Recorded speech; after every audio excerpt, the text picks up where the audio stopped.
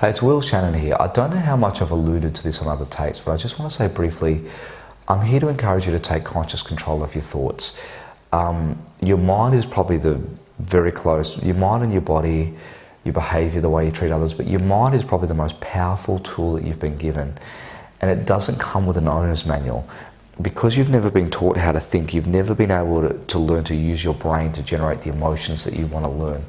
Part of what I want to do in this module is give you empowerment back so that if you feel anxious, if you feel hurt, if you feel sad, and I'm not here to try to give you some quick fix band-aid solution, but I don't want you seeing a therapist for years at a time and blaming your partner, not being able to take control. And don't get me wrong, some of those things are very, very, very necessary and useful.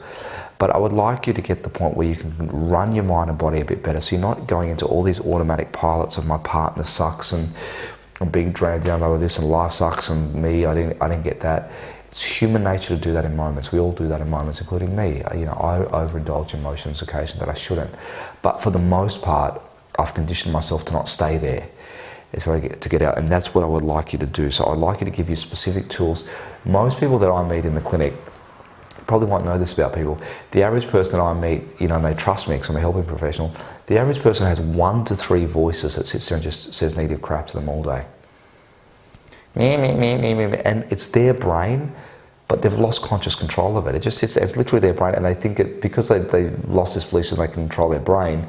Richard Bandler in NLP says, who's driving the bus, so to speak. The metaphor being your brain's the bus and you sitting in the back seat and somebody else is driving it, or there's no driver.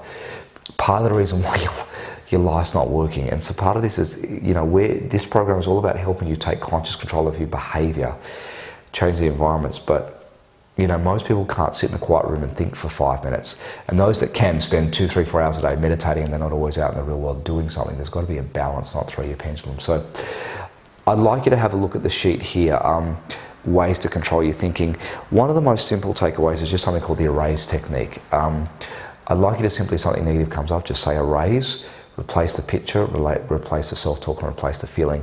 It doesn't mean you can't be negative and anticipate negative stuff that's going to happen and avoid it, but I want you to develop a whole arsenal of faith that no matter how bad it gets, you're going to find a way to get through it, and you're going to use those tools, to change your family and friends. If you start changing your belief systems to that extent, such a global shift in what you believe, think and feel, all your thoughts and all your emotions at some level will begin to align with that. And I don't think there's a therapist at the common on the planet that would disagree.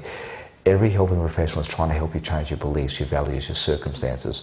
But we're all, including me in moments, victims